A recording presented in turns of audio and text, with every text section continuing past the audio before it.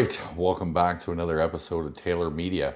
My name is Rob Taylor, so glad you could join me. And in today's episode, we're going to talk about household financing. Now, I have a real good knowledge of this. I've been doing it for several years now, and there's nothing I can't find. If somebody needs something, they come to me and say, Rob, do you have this? I've got her. And I'm going to show you how I keep track of everything I spend and how it can work for you. So stay with me and let's get into financing at home. Okay, the first thing you're going to want to do is you're going to want to search for iFinance here, and it will bring up the iFinance app. Now you can download it from here. I believe right now it is $19.99 on the App Store.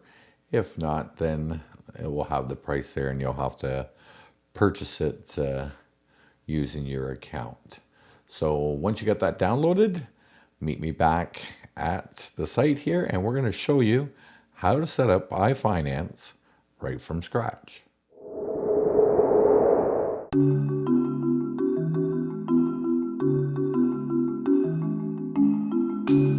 All right, here we are inside iFinance 5. The first thing you want to do is create a new database. So you'll down here at the bottom, click on new database. Now you want to give the database a name. So in this case, we're just going to name this tutorial. And then after that, it will want you to give the database a password. So let's just give it a password and make sure you remember this, because the next time you will have to get back into your database, you will need that password. Okay, and you want to make sure that you use iCloud. So keep iCloud on. This allows the database to always be there on the cloud. That way, if a hard drive goes bad or something, you're not losing this. It's kind of important, but I've had no issues with it being on the cloud. So hit done. And now we're into the main interface of iFinance. So to get started, let's talk about the icons down the side here. Your top says iFinance. This is basically all your different accounts. The next one is budgets. You can set yourself up a budget, and it will keep track on whether you're on budget as you enter in your entries into the iFinance section. The analysis one is a spot where you're going to create graphs and charts and reports so that you can print off for your personal files. The next, you're going to have contacts. Now, in this, while I'm teaching you, we will not be using the contact section because this is all going to be offline. So we're not using, we're not connected to our accounts. This is basically just keeping track of our accounting information on our computer. And the last section is categories. So these are the categories that you're going to, every time you make a data entry, you're going to put it under a category so that you can keep track of that stuff down the road. Okay, so we're going to start off in the finance section. And on this center section, this is where your transactions are going to be entered. The first thing we want to do is we're going to get rid of what the iFinance comes stock with, and we're going to start from scratch. So account statements, that will stay. But the first thing we want to do is create ourselves a new account. So you'll go up here to the plus, and you're going to create a new offline account. And now it brings up to the account settings. So you're going to want to give this an account name. Let's just say this is Royal Bank. And this is my checking account. So I'll write Royal Bank checking. And here where it says starting balance, you want to give the balance that's in your account currently. So for this tutorial, we're just going to say our balance is $3,500. And here is your currency. Mine's set to Canadian dollars because I'm in Ontario, Canada. But if you were in the US, you could drop that down. And there's all the different countries and wherever you're from, you can set it to your dollar situation. Okay, now below that you have include in assets, and we're going to keep that checked, and the rest of them we're going to leave alone. Notes, unless you have something important you want to remind yourself about your account, you could type that in here, and you're going to hit close. Okay, so now we have one account started. Okay, and if we wanted to do a transaction for that one, so say we went out, we bought groceries, and we spent $240 on groceries. So up here, you're going to hit the plus sign. It's now going to give us the information here, your entry window, to enter in all the details about the transaction. So the first one is our date, and you can pick from the date whenever it is. For this, we're just going to leave it on today's date. And now you're going to put the amount. So we said $240 on groceries. And if you hit tab, we'll go to the next section. And we're going to say this was Sobeys. And that's where we bought our groceries.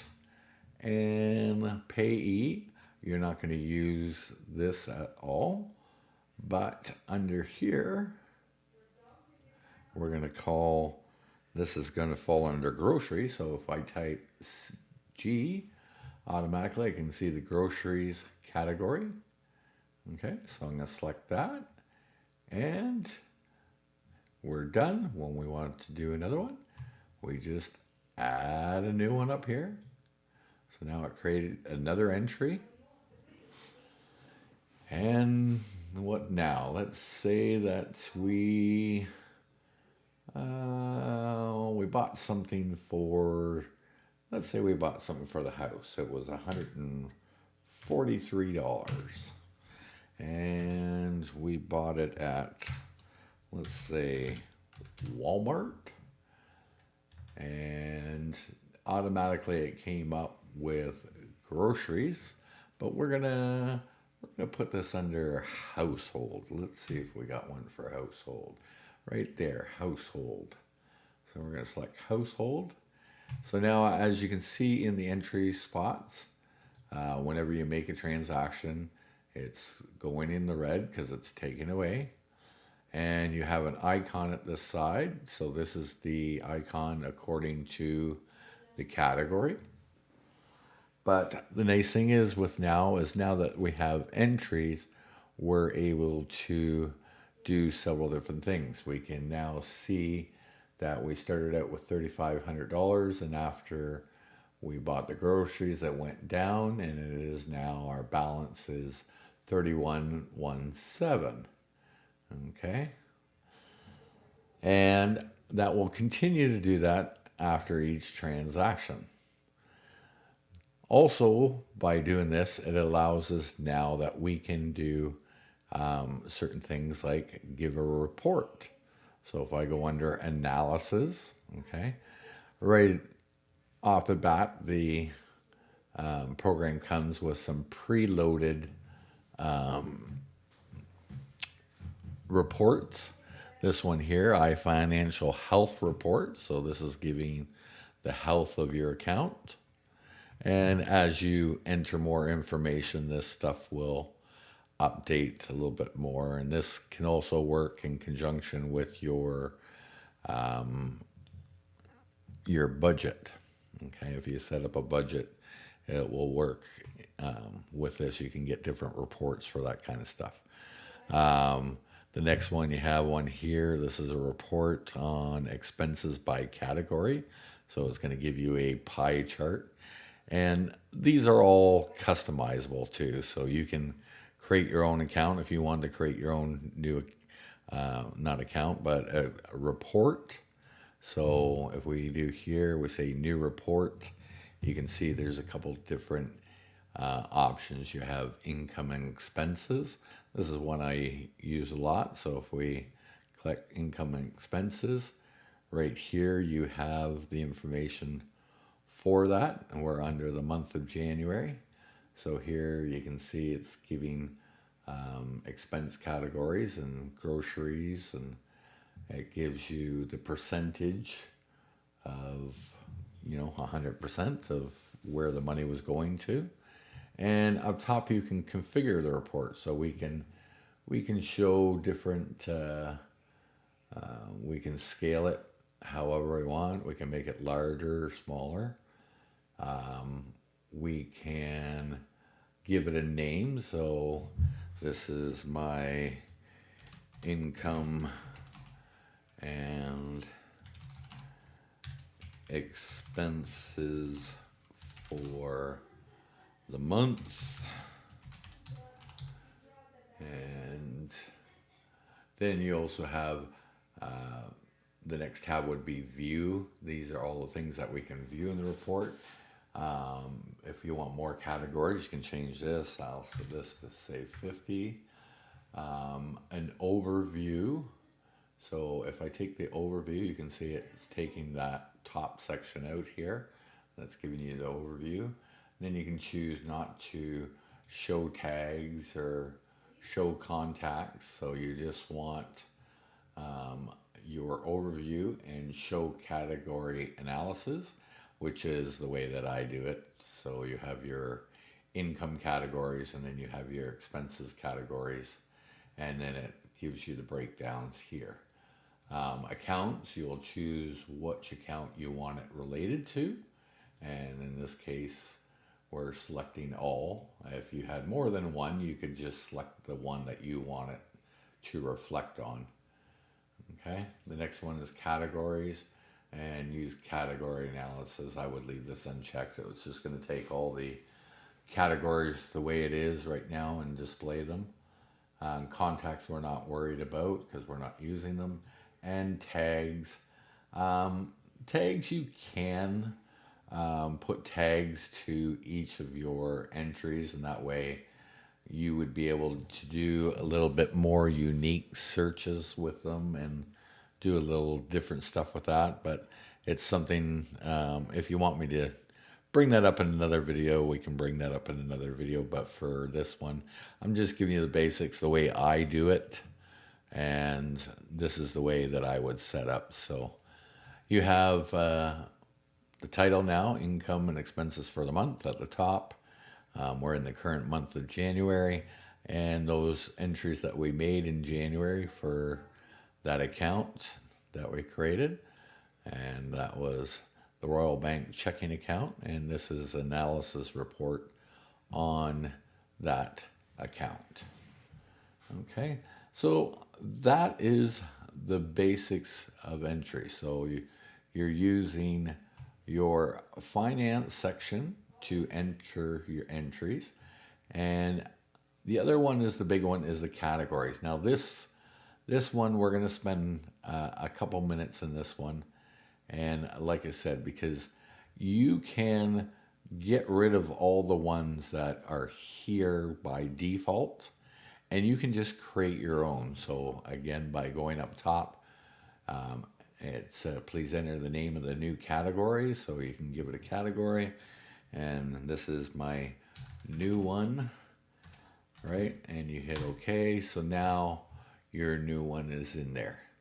Another thing you can do with your categories is you can add rules to them. So if there's one company that you use a lot, and every time you type it, you want it to be associated with this category, you can just add a rule, and it's just leave it on purpose. Contains at least one, so it contains at least one of the words in this list. In this case, we're going to say Rogers. So every time I type Rogers, it's going to recognize that it's associated with new one.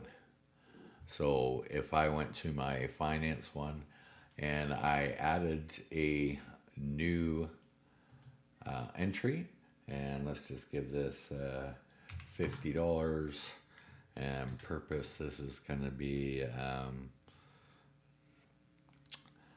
what did we buy? Hair products. Hair products. And I'm going to type, what did I say?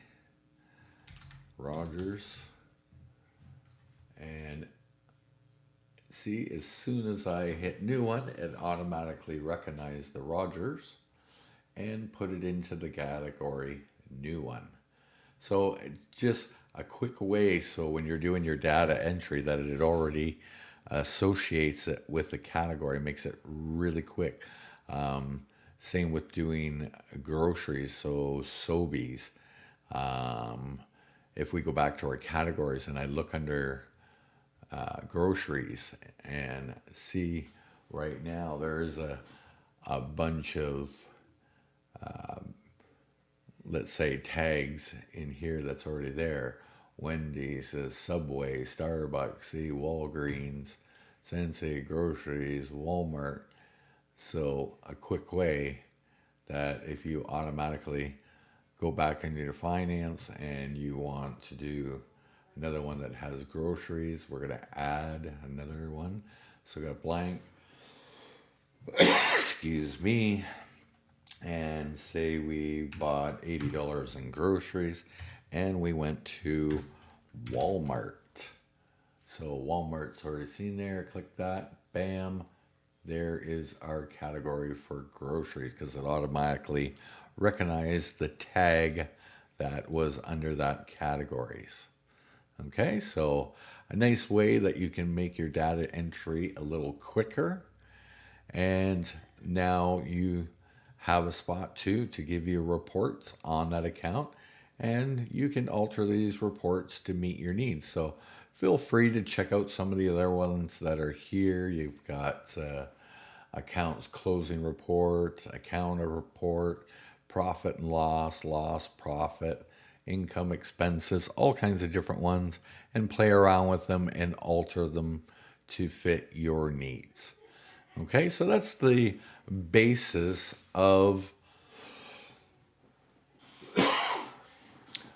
the program in general. So you have your categories, you have your finances, and you have your analysis, or as I consider it, your reporting section.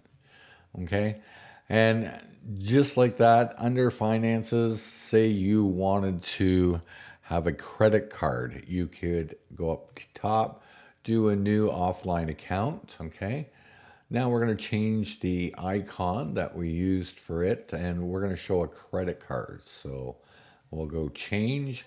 Here's a little icon of a credit card, so we'll select that there, and let's call this Visa. Okay, and again, starting balance. If you had a balance on your card, you would put that here. In this case, we'll just leave it 0. And you have your currency. Again, we're here in Canada, so we're setting to Canadian dollars. And leave this one at the top. Account details, don't worry about it. I would leave this blank. Just start with the basics. Okay, and hit close. Now we have a card account up here. So each one of these are different accounts. And like I said, with your reports, you can include them in with the reports, or you can just select either or. Whatever one that you want to select, you can select that in the options before you do the report. Okay, so we'll get into more details maybe in a future video if you're interested, but that gives you the very basics on running this program and giving everything you need. All right, now let's talk about the filing of your documents. So you've entered everything into iFinance. Now you need a place to store them. So the method that I've come up with is using a 5-ring binder, and you make different tabs. So we've got one for monthly reports, pay bills, and then every other tab is just whatever bill you have in the house. I find this a great way if you need to find a bill or a receipt, that it's all in one spot. And at the end of the month, you'll print off your report. It will go into the monthly report section. And then I have the other important one is pay bills. So as I get the bills in, I put them into the pay bill folder. And then I always highlight the date and the amount. And that way I know when it's due. You can enter those into your calendar on your computer so that you know exactly when they have to pay. And I usually do it a week prior and pay the bills a week prior to their due date. Always takes a few days to process through the bank, so it's always good to get in the habit of doing it the week before. So it's a great way to store all your files and easy to get at. I don't know how many times I've had a agent come over talking to me about something to do with our household finances, and he's needed a document. And with the binder system, it's quick and easy to get access to all those files. So I also have a section for work, so I keep track of all the pay stubs that I have, as well as my wife.